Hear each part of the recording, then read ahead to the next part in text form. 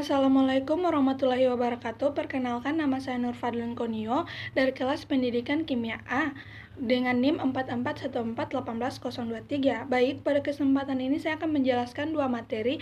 Materi pertama tentang bakteri yang bisa hidup di musim dingin atau ice minus bakteria, dan yang kedua yaitu tentang cloning. Nah, langsung saja masuk pada materi yang pertama, yaitu bakteri yang bisa hidup di musim dingin dengan bantuan ice minus bakteria.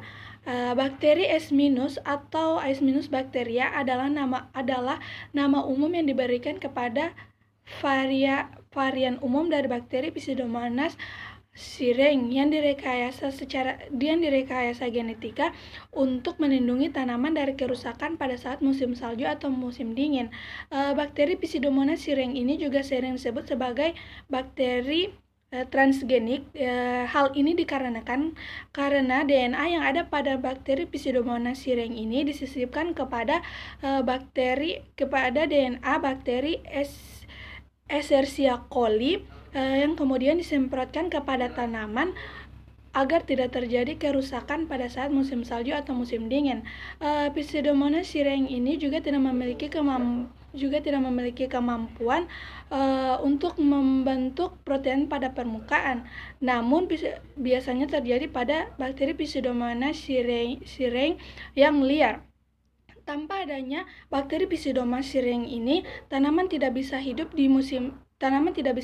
pada suhu di bawah 0 derajat Celcius atau akan mengalami kerusakan pada suhu tersebut. Dengan adanya bakteri Pseudomonas syringae ini akan membuat air atau supercools di permukaan daun menjadi inti es yang sehingga memicu pembentukan kristal es. Supercools di permukaan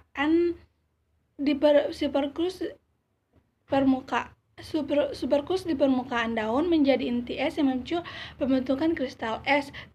Di mana kristal es ini dapat merusak jaringan tanaman yang sering disebut sebagai luka-beku dan berakibat menurunnya kemampuan berfotosintesis pada tanaman tersebut.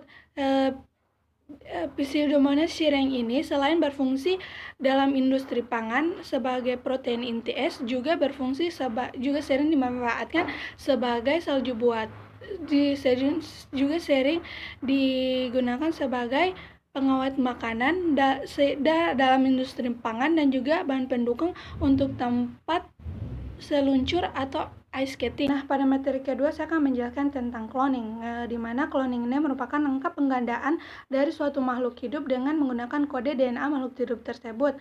Berbagai keberhasilan dan teknologi cloning pada hewan juga banyak memicu permasalahan, bahkan perdebatan di segala lapisan masyarakat, sehingga berujung pada permasalahan etika. Hal ini dikarenakan masih banyak masyarakat yang belum memahami dan mengetahui teknik memanipulasi organisme atau komponen organisme ini juga menghasilkan produk yang lebih bermanfaat bagi manusia.